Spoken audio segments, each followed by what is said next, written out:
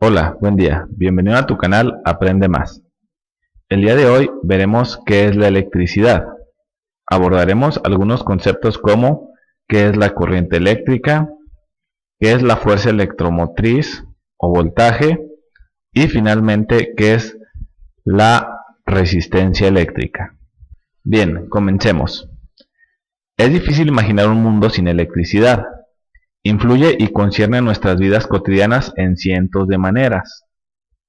Observamos el uso de la electricidad en nuestras casas para la iluminación, la operación de aparatos eléctricos tales como lámparas, televisores, teléfonos celulares, la calefacción, etc.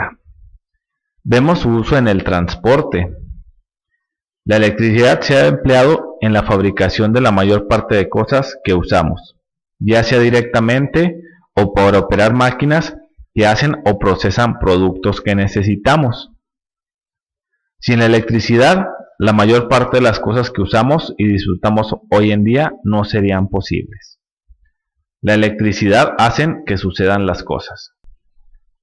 La palabra electricidad proviene del antiguo vocablo griego para el ámbar, electrón. Los antiguos griegos observaron que cuando el ámbar, que es una resina petrificada, se frotaba contra la tela, atraía pedacitos de material, tal como hojas secas, hojas de papel, etc. Los científicos demostraron posteriormente que esta propiedad de atracción ocurría en otros materiales, tales como el hule y el vidrio, pero no sucedía con materiales como el cobre o el hierro. Los materiales que tenían esta propiedad de atracción, al frotarse con una tela, se decía que estaban cargados con una fuerza eléctrica.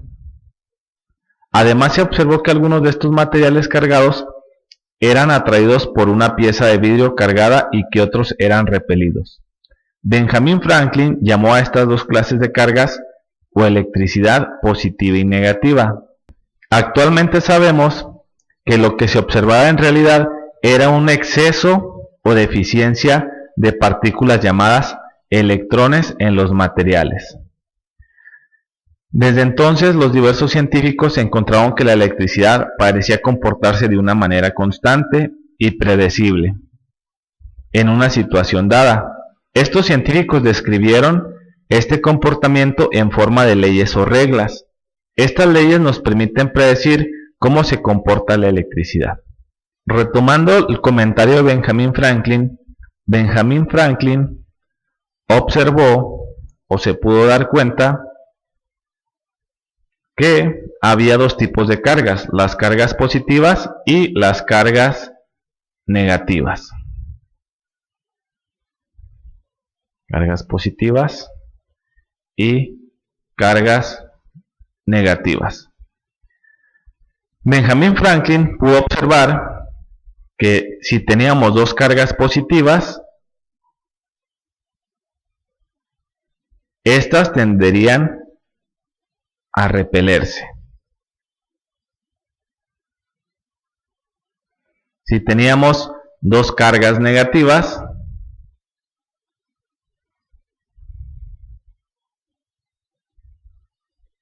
de igual forma, estas cargas que son iguales tendían a repelerse. Más sin embargo, cuando teníamos una carga positiva y una carga negativa, estas tendían a atraerse.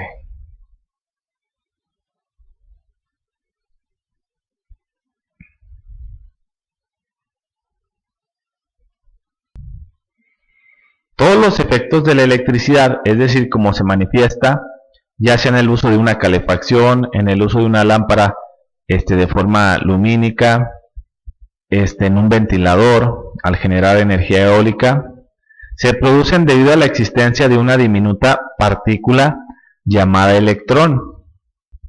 Cuando estos electrones se mueven, pues las cosas suceden. Puesto que nadie ha visto en realidad un electrón, sino únicamente los efectos que éste produce, llamamos teoría electrónica a las leyes que gobiernan su comportamiento. La teoría electrónica no es solo la base para el diseño de todo equipo eléctrico y electrónico, sino también explica la acción físico-química y ayuda a los científicos a sondear en la naturaleza íntima del universo y de la vida misma.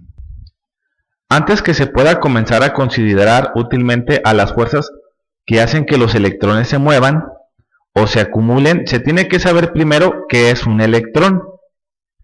Toda la materia está compuesta de átomos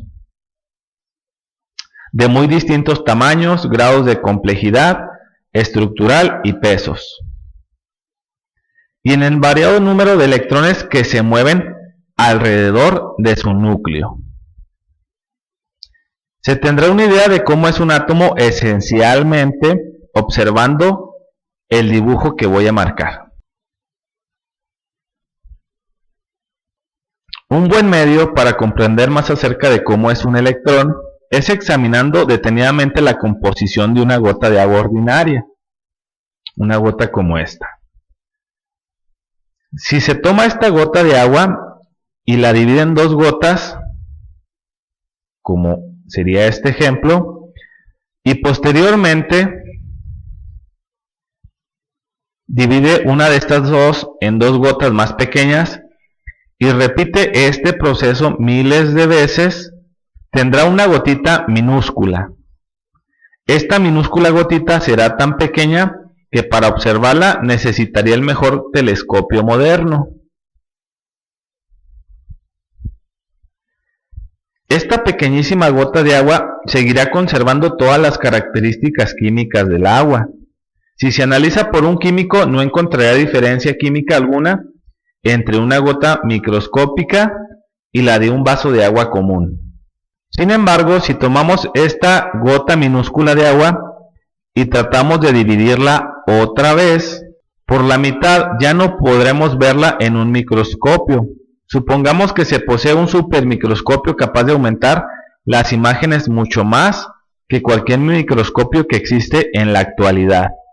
Este microscopio nos puede proporcionar cualquier amplificación que deseemos, así que podemos colocar en la diminuta gotita y fraccionarla en gotitas cada vez más pequeñas. A medida que la gotita se va dividiendo en gotitas más pequeñas y más pequeñas, estas seguirán conservando todas las características químicas del agua. Sin embargo, se llegará un momento en que tendrá una gotita tan pequeña que toda nueva división le hará perder las características químicas del agua. A este último trocito de agua se le llama molécula. Aquí podemos ver la molécula de agua. Por tanto, una molécula de agua es la unidad más pequeña en que se puede dividir la sustancia del agua, y aún la podremos identificar como tal. A medida que vaya aumentando el poder de amplificación del microscopio, observará que la molécula de agua está formada por dos pequeñísimos elementos iguales y por otro elemento más grande distinto a estos. A estos elementos se les conoce o se les llama como átomos. Los dos átomos más pequeños iguales son átomos de hidrógeno, y el más grande y diferente es un átomo de oxígeno. Cuando se combinan dos átomos de hidrógeno con uno de oxígeno, se tiende una molécula de agua. Esta es una molécula de agua, lo que estoy señalando en la presente imagen. Cabe mencionar que todos los materiales están constituidos de diferentes combinaciones de átomos para formar diferentes moléculas de diferentes sustancias. Ahora que sabemos que todos los materiales están formados por moléculas que consisten en diversas combinaciones de unos 100 tipos distintos de átomos, desearemos saber qué relación tiene esto con la electricidad. Aumenten aún más la ampliación de su microscopio imaginario y examinen los átomos de la molécula de agua. Elige el átomo más pequeño que pueda observar, el átomo de hidrógeno, y examinémoslo con determinación y detenimiento. Podemos apreciar que el átomo de hidrógeno es como un sol con un planeta girando alrededor de él. Al planeta se le conoce como electrón, que sería esta pequeña bolita que tenemos en la imagen. Y al Sol se le conoce como núcleo, que sería esta parte de mayor tamaño. El electrón tiene una carga negativa de electricidad y el núcleo tiene una carga positiva.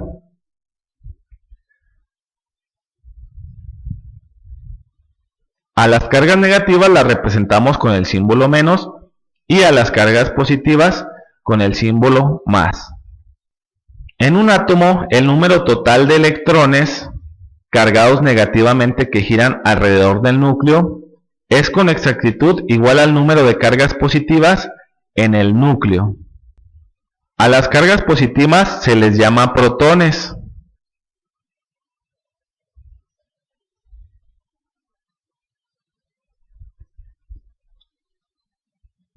Además de los protones, el núcleo contiene también partículas eléctricamente neutras llamadas neutrones.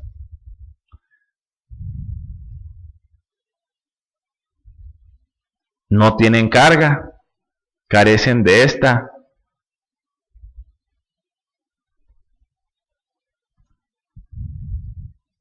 Que son como un protón y un electrón unidos entre sí. A las cargas negativas las llamamos electrones.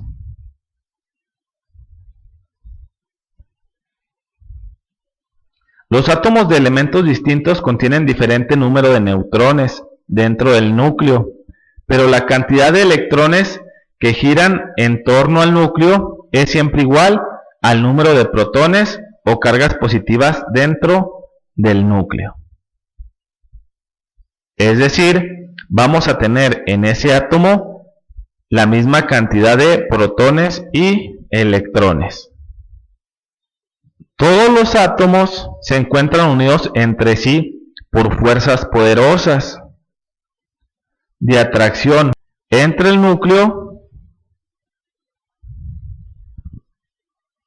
y sus electrones.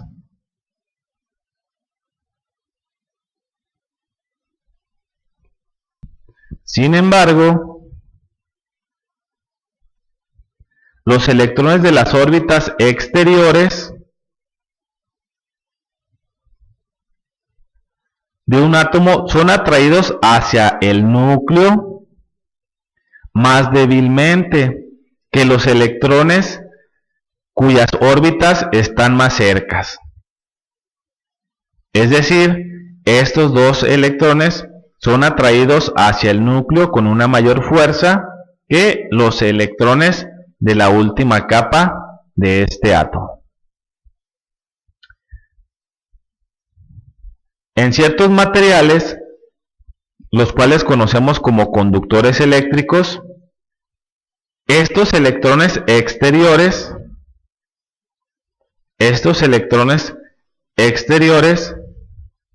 están débilmente unidos al núcleo. Pueden ser expulsados todos ellos con facilidad y dejarlos vagar dispersos entre otros átomos. A dichos electrones se les llaman electrones libres.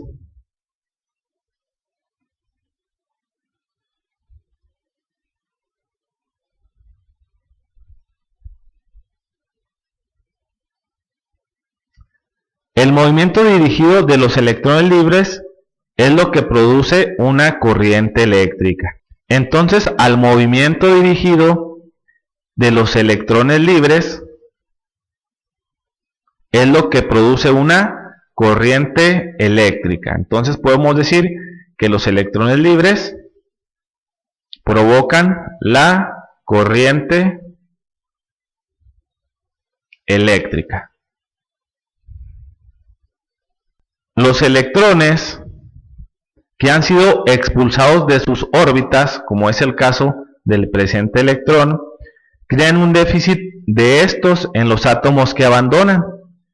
Es decir, en este átomo generé un déficit de electrones porque perdí uno. Y producirá un exceso de electrones en la zona a la que se ha trasladado. Un material con un déficit de electrones está cargado positivamente. Quiere decir que este átomo que perdió un electrón quedó cargado más positivamente. Y el que posee un exceso de electrones, es decir, el que recibe este electrón, está cargado negativamente. Bien, ya hemos aprendido que la corriente eléctrica es el flujo de electrones o el movimiento de electrones. Los materiales que permiten el movimiento libre de los electrones se llaman conductores. El alambre de cobre es considerado como un buen conductor porque tiene muchos electrones libres. Es decir, a estos los va a dejar que se muevan con facilidad. Como puedes ver aquí en la representación de un conductor eléctrico, los electrones se están moviendo en grandes cantidades. Los átomos de cobre se mantienen ligados debido a la estructura del átomo de cobre. No se encuentran muy fuertemente ligados y pueden liberar con facilidad al átomo. La energía eléctrica se transmite a través de los conductores por medio del movimiento de los electrones libres, que migran de un átomo a otro dentro del conductor, como lo vimos en la diapositiva anterior. La plata es el mejor conductor, pero comúnmente usamos el cobre, que le sigue en calidad, ya que es el más barato. Poco antes hemos comenzado a usar el aluminio. Cuando se usa correctamente es casi tan buen conductor como el cobre, pero mucho más barato. Los que siguen son el zinc, latón y el hierro. En realidad, la mayor parte de los metales comunes son relativamente buenos conductores. El agua salada y soluciones similares de sales o ácidos son también buenos conductores de electricidad. El carbono es también un buen conductor. Haciendo una analogía de lo que explicamos, en un material conductor, pues tenemos muchos electrones disponibles en la entrada y salen muchos electrones a la salida. Entonces podemos decir que un material conductor permite el paso con facilidad de las cargas eléctricas o electrones. Bien, ahora veamos lo que es un aislante o material dieléctrico. Los materiales que tienen muy pocos electrones libres son aisladores. En estos materiales se requiere de una gran cantidad de energía para extraer los electrones fuera de la órbita del átomo. Aún entonces solo se pueden liberar muy pocos. Actualmente no existe una cosa como tal que sea un aislante perfecto. En consecuencia, no hay una división bien definida entre los conductores y los aisladores. Los aisladores se pueden considerar como malos conductores. Los materiales tales como el vidrio, mica, hule, plásticos, cerámica y esquito se consideran entre los mejores aisladores. El aire seco es también un buen aislante. Otro nombre para aislador es dieléctrico. Nos puede sorprender saber que los aisladores son tan importantes como los conductores de electricidad, porque sin ellos no sería posible mantener a los electrones fluyendo en las zonas en que deseamos y evitarlos en donde se quiere. Como pueden ver en esta imagen, aquí tenemos pues electrones, pero el material aislante no los deja fluir libremente. Presenta cierta oposición, o mejor dicho, demasiada oposición al movimiento de estas cargas eléctricas. Como pueden ver aquí en la salida, pues tenemos muy pocos electrones. Bien, veamos nuestro siguiente tema. ¿Qué es el flujo de corriente o qué es la corriente eléctrica? Se llama flujo de corriente eléctrica al movimiento de los electrones libres en la misma dirección general a lo largo del cable. Como puedes ver en esta imagen, aquí tenemos un conductor y podemos ver que nuestros electrones libres, que son estos pequeños círculos que estoy señalando, son los electrones libres o cargas eléctricas libres. Se están moviendo en un sentido. A ese movimiento de electrones o cargas eléctricas negativas es lo que conocemos como corriente eléctrica o flujo de corriente eléctrica. Podemos dar una definición sencilla de lo que es la corriente eléctrica. La corriente eléctrica es el flujo de electrones a través de un conductor. Todos los electrones, siendo negativos, son atraídos por cargas positivas y repelidos por las cargas negativas. Serán siempre atraídos desde un punto que tiene un exceso de electrones hacia un punto que tiene una deficiencia de los mismos. Es decir, si de este lado yo tengo un exceso de cargas negativas,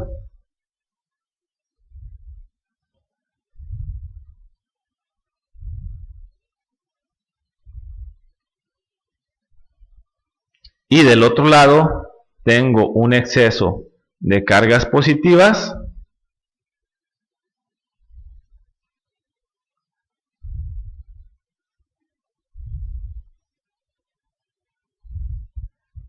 el exceso de cargas negativas va a repeler a estas cargas negativas y las cargas positivas van a atraer a estas cargas negativas y se da el flujo de corriente eléctrica. Vamos a ver un punto muy importante, que es el sentido del flujo de la corriente eléctrica. De acuerdo con la teoría electrónica, el flujo de corriente va siempre de la terminal negativa a la terminal positiva. Entonces, si se conecta un conductor entre las terminales de una batería, la corriente fluirá de la terminal menos a la terminal más. Antes de haberse concebido la teoría electrónica de la materia, ya se utilizaba la electricidad para hacer funcionar la iluminación, los motores, etc.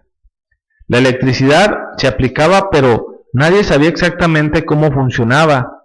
Se creía que había un fluido eléctrico que se movía de la terminal más de una batería o pila a la terminal menos. A esta concepción del flujo de corriente se le llamó flujo de corriente convencional, es decir, al que va de la terminal más a la terminal menos. Se hallará que el flujo de corriente convencional de más a menos se usa con frecuencia cuando se trabaja con equipo eléctrico y electrónico. No importa realmente cuál sea el sentido que elijamos, no importa, siempre y cuando sea consecuente a resolver cualquier problema particular. ¿Cuáles son las unidades de flujo de corriente?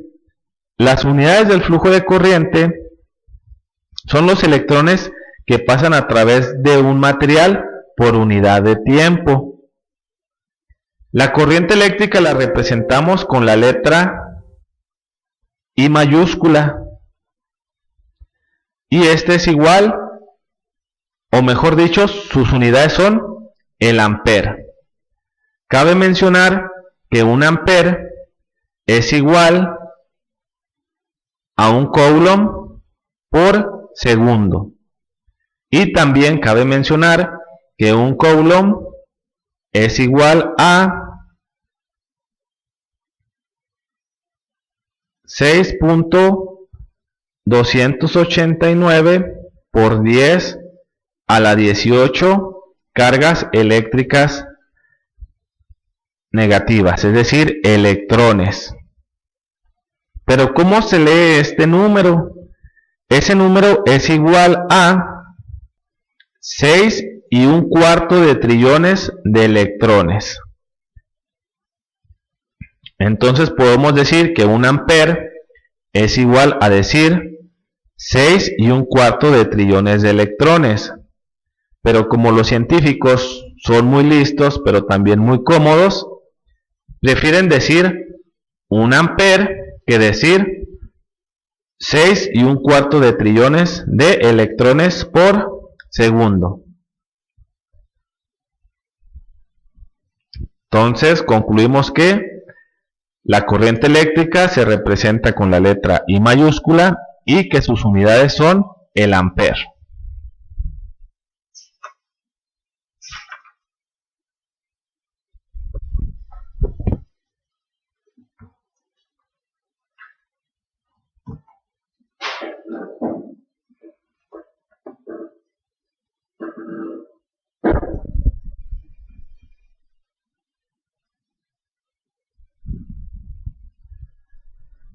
Veamos la fuerza electromotriz o voltaje. Las cargas separadas o diferencia de potencial representa el potencial o capacidad para desarrollar trabajo. Las cargas separadas o diferencia de potencial, voy a hacer aquí una representación.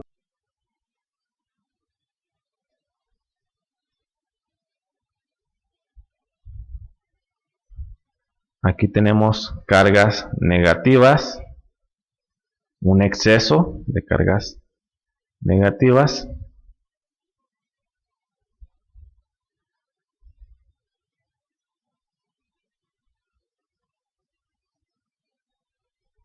Y por el otro lado tenemos un exceso de cargas positivas o un déficit de cargas negativas, ¿verdad? Como lo entendamos.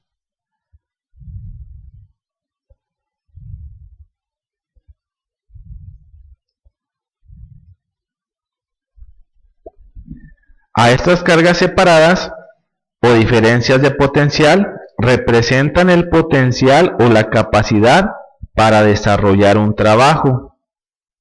Esta diferencia de potencial, ¿sí?, o esta separación de cargas positivas y negativas es la que hace que los electrones se muevan y por tanto desarrollen trabajo o sean empleados para generar otras formas de energía. Supongamos algunos ejemplos para formar otras formas de energía. Una lámpara incandescente transforma la energía eléctrica en energía lumínica y también en energía calorífica. Si ustedes o nosotros tocamos esa lámpara, va a estar caliente. También la energía eléctrica se puede transformar en energía mecánica. Un ejemplo vendría siendo los electrodomésticos que usamos, como las licuadoras, que es la electricidad, la hacen un movimiento mecánico. La fuerza electromotriz, que también se conoce como voltaje o FEM,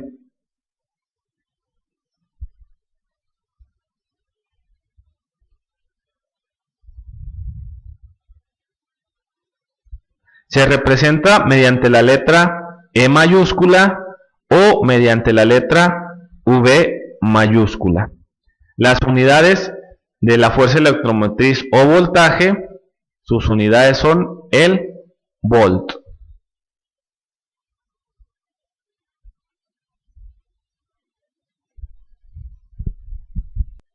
Entonces podemos decir que mientras no tengamos esta separación o esta diferencia de potencial de cargas, no se va a generar la energía eléctrica. Supongamos que conectamos un material conductor.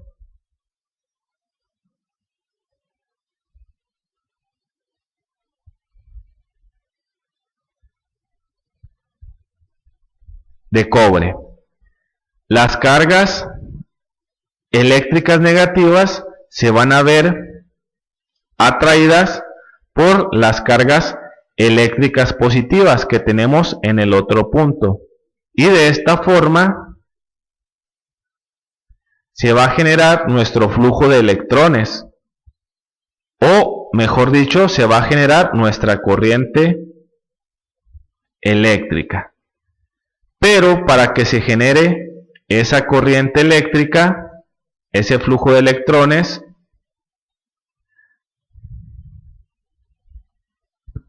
tenemos que tener este exceso de cargas positivas y este exceso de cargas negativas. Veamos el siguiente escenario. Supongamos que yo tengo igualmente este material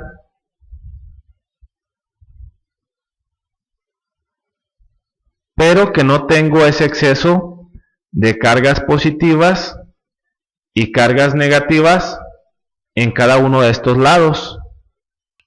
¿Fluirá alguna corriente eléctrica por este material conductor? No, no fluirá. ¿Por qué? Porque no tengo una separación de cargas positivas o negativas, o dicho de otra manera, no tengo esa diferencia de potencial positivo y negativo para que se genere el movimiento de las cargas eléctricas a través del conductor. Bien, finalmente veamos nuestro último tema, resistencia eléctrica. La resistencia eléctrica se representa mediante la letra R. Sus unidades son el ohm, que se representa mediante la letra omega. ¿Qué es la resistencia eléctrica? La resistencia eléctrica controla el flujo de corriente, es decir, controla el flujo de electrones. Para hacer esto se emplean unos dispositivos que se llaman resistores. Hay de diferentes tipos. ¿Cómo podemos explicar el concepto de resistencia eléctrica? Supongamos que tenemos dos materiales. Un material 1 y un material 2.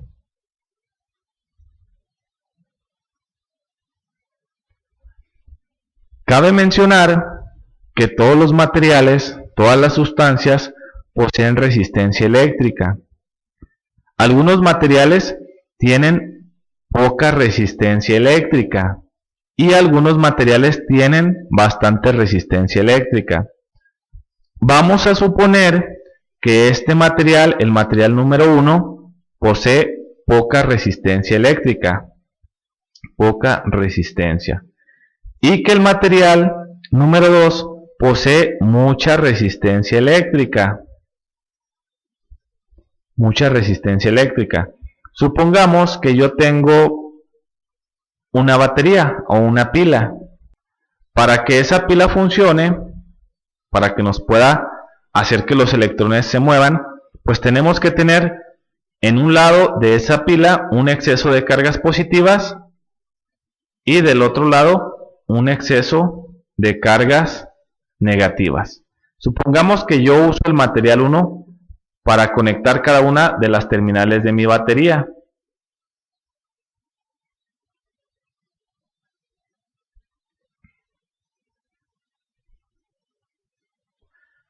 Como el material 1 posee muy poca resistencia a los electrones, es decir, los deja fluir libremente, voy a tener un gran movimiento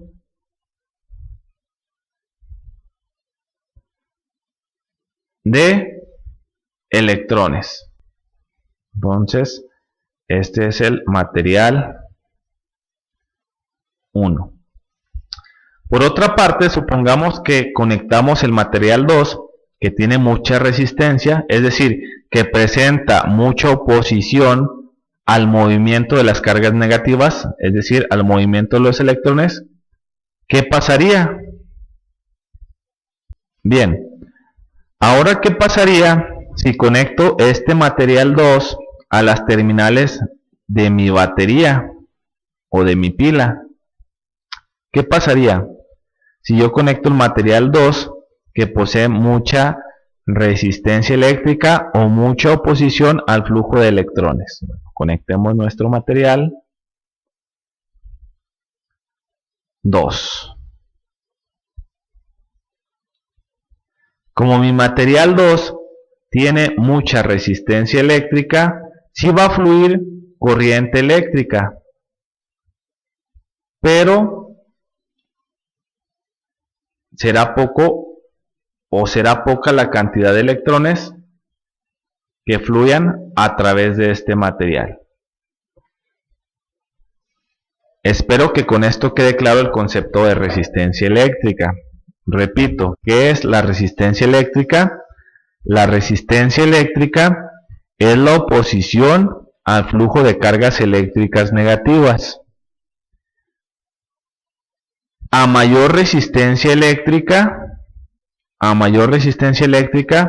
menos electrones fluirán por ese material. A menor resistencia eléctrica, más electrones van a fluir por ese material. Bien, llegamos al final de nuestro video.